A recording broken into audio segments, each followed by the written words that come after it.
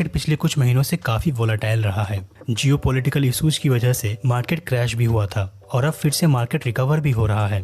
पर इन सब के बीच गोल्ड ने इन्वेस्टर्स को बहुत अच्छे रिटर्न्स दिए हैं। जहां गोल्ड का रेट जून 2024 में 75,000 रुपए पर 10 ग्राम था, वह जून 2025 में लगभग 1,02,000 रुपए पर 10 ग्राम हो गया है। तो क्या गोल्ड का ये अमेजिंग बुल रन चलता रहेगा? जैसा लोग पूछ रहे हैं, क्या गोल्ड का प्राइस 2 लाख रुपए पर 10 ग्राम हो सकता है? और अगर गोल्ड में इन्वेस्ट करना सही है तो इसका बेस्ट तरीका क्या है? आइए इन सवालों के जवाबों को एक इंटेलिजेंट इन्वेस्टर की नजरिए से समझते हैं। दोस्तों, इस वीडियो को पूरा जरूर देखिएगा क्योंकि हम सिर्फ वही नॉलेज लाते हैं जो आपको इन्वेस्टिंग में स्मार्ट बना सके। दोस्तों, गोल्ड हजारों सालों से वेल्थ का सिंबल रहा है। खासकर इंडिया में तो लगभग सभी फैमिली ने कभी न कभी गोल्ड में इन्वेस्टमेंट किया ही है, जिसकी कुछ वजह ये है कि गोल्ड की प्राइस टाइम के साथ बढ़ती रहती है। गोल्ड ना तो खराब होता है और ना इसकी क्वालिटी और प्योरिटी टाइम के साथ कम होती है, और हम जब चाहें गोल्ड को आसानी से पैसों में कन्वर्ट भी कर सकते हैं। साथ ही गोल्ड पूरी तरह से एक ग्लोबल एसेट है क्योंकि हम गोल्ड पूरे वर्ल्ड में कहीं से भी बाय करके कहीं भी सेल कर सकते हैं।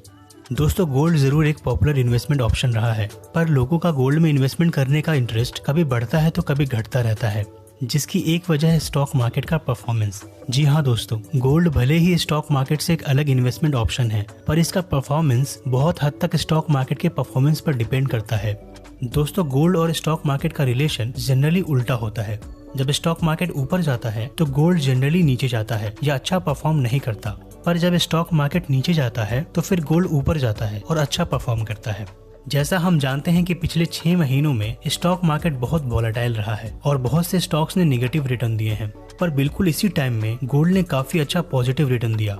पर आखिर ऐसा क्यों होता है? क्यों स्टॉक मार्केट और गोल्ड का रिलेशन उल्टा है? आइए इसे समझते हैं।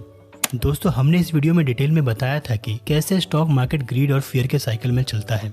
बुल मार्केट में जब इन्वेस्टर्स ग्रीड यानी लालच में होते हैं तो वो हर बढ़ते स्टॉक्स को बाय करना चाहते हैं, जिसके लिए उन्हें फंड्स की जरूरत होती है। और क्योंकि बहुत सारे इन्वेस्टर्स अपना कुछ पैसा गोल्ड में रखते हैं, वो गोल्ड से अपने फंड्स को निकाल कर स्टॉक मार्केट में इन्वेस्ट करने लगते हैं। और जब हजारों लाखों इन्वेस्टर्स एक ही टाइम पर गोल्ड से अपने फंड्स को निकालने लगते हैं तो गोल्ड की प्राइस क्रैश होने लगती है। और यही वजह है कि जब भी स्टॉक मार्केट बहुत अच्छा परफॉर्म करता है तब गोल्ड का परफॉर्मेंस अच्छा नहीं होता है।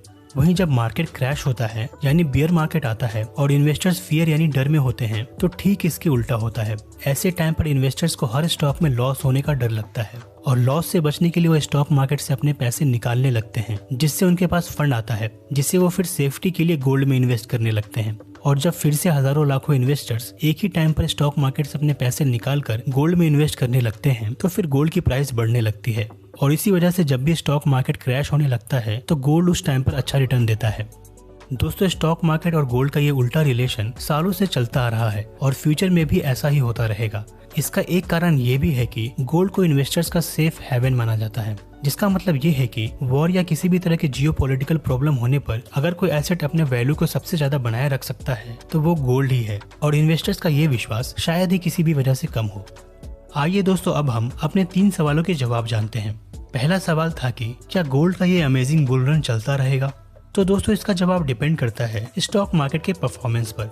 अगर स्टॉक मार्केट में जबरदस्त बुल रन चलता है तो चांसेस है कि लोग अपना पैसा स्टॉक मार्केट में लगाएंगे और गोल्ड का डिमांड थोड़ा कम हो जाएगा, जिससे गोल्ड का प्राइस गिरेगा और हम उस टाइम पर गोल्ड को बाय करके अच्छा प्रॉफिट बना सकते हैं।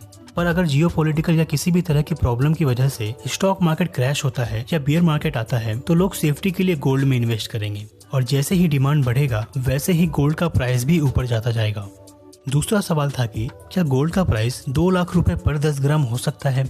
तो इसका जवाब है कि बिल्कुल हो सकता है। आखिर 1980 में गोल्ड का प्राइस 1,000 रुपए पर 10 ग्राम था, जो आज 1 लाख रुपए तक पहुंच चुका है, तो जरूर ये 2 लाख रुपए भी पहुंचेगा। पर आपका सवाल हो सकता है कि ये होगा कितने टाइम में? तो दोस्तों, गोल्ड ने पिछले 10 सालों में इंडिया में लगभग 10% के CAGR से रिटर्न दिया है।